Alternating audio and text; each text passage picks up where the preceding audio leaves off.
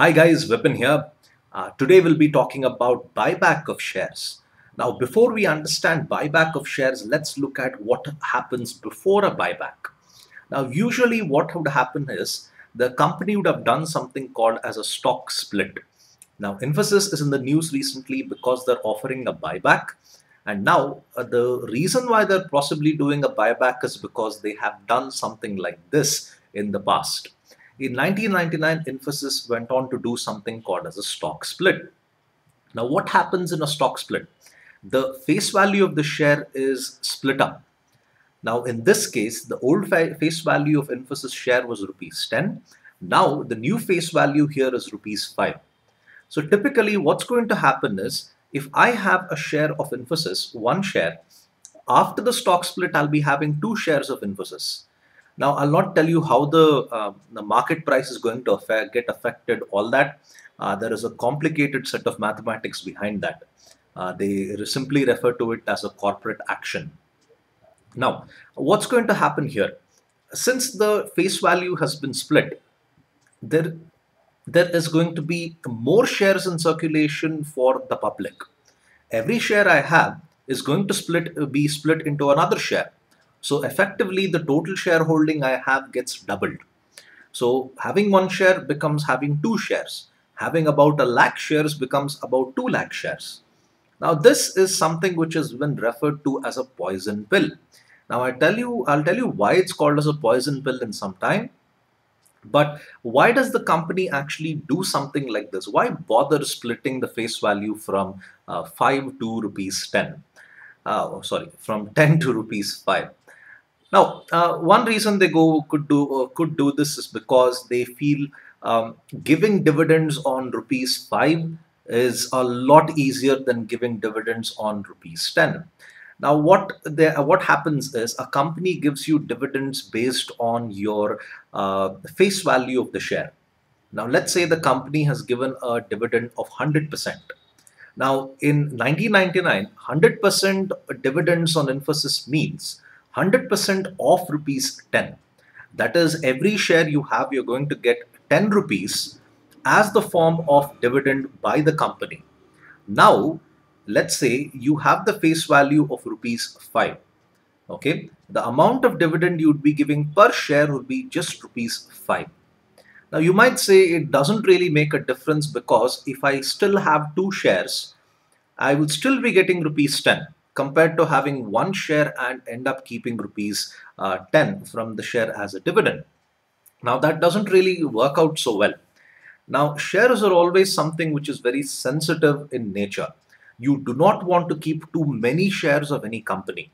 So what happens is people go about circulating shares here and there is a good possibility that you may not be the person who will be having a large number of shares with you. The company would be trying to buy back as many as possible once the stock split happens. They don't really tell that they're going to do this, but they buy back a little by little. Now, what's going to happen is the amount of cash you're going to give per share will actually be less. That's a way in which the company can be quite conservative about the amount of cash they're giving off in the form of dividend. So that's one reason why they could do it. Another reason they could possibly do it is because they fear another company is trying to take over them. Now, when one company tries to take over the other, they don't make a grand public announcement that we want to take over this company and make it public. What they usually do is they slowly start buying the shares of the company they want to take over. Now, as soon as the company realizes this, they do a stock split and make it a hassle for the company trying to take over them. They'll find it that there are too many shares to actually take over, and they might try to actually abandon the initiative to actually acquire the other company. So that's also another reason why they could go about doing a stock split. Now, there's another problem once you do a stock split. There may be a requirement that you have to do a buyback as well. Now, buyback means you take the shares back from the public. That's the simplest way you can understand buyback. Now, here's the case of Michael Dell, the founder of Dell Computers. He wants to buy back almost every share which Dell Public Limited Company had issued to the public, and now he wants to convert Dell Public Limited to Dell Private Limited. Now it's costing him $25 billion. Now, this is a huge, huge, huge amount of money. Now, why is Michael Dell doing this? Because he feels that having the shares with him is going to result in better control of the company than having the shares in with a group of directors and having run the company through them. So you could say it's a very selfish motive, but you can't blame him. He's the guy who started the company, and he's supposed to decide how the company actually progresses. So that's one thing what Michael Dell is actually up to. And just imagine that number, $25 billion. Most of the IPOs in India don't cross $5 billion. So this guy is spending $25 billion to take the shares back from the public. It's one of the most expensive initiatives I've seen companies do. Now, another example of buyback would be what happened with the case of Reliance. How long does it actually take to buy back the shares from the public?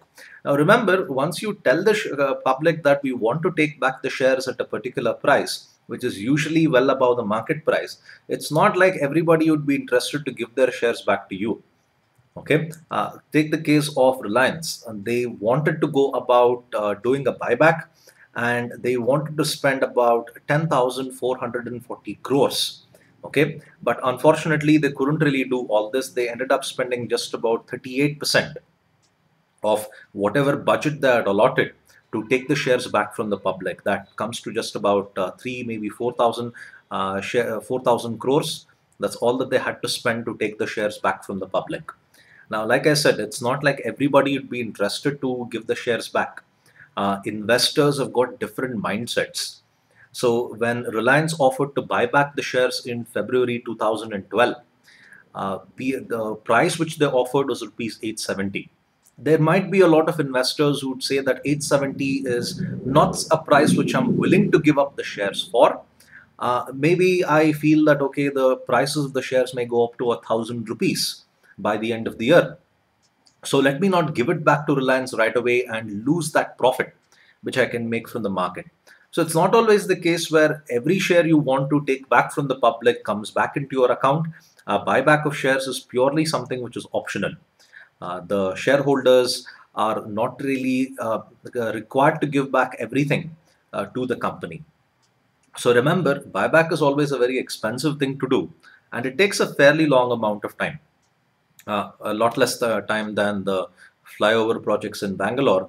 But in fact, it takes about a year, maybe a year and a half, to buy back the shares from the public. It's a slow process, and it's a fairly expensive process as well. So this is what I mean by buyback of shares. I hope you like this video. Please hit the subscribe button and do go about visiting my website, vipinmks.com. I regularly write articles related to commerce, mythology, science, all that. So please give it a read as well. And I've given the details of my Facebook page, my Facebook profile, and the URL of my website in the description below. So thank you for your time again, and have a nice day. Bye.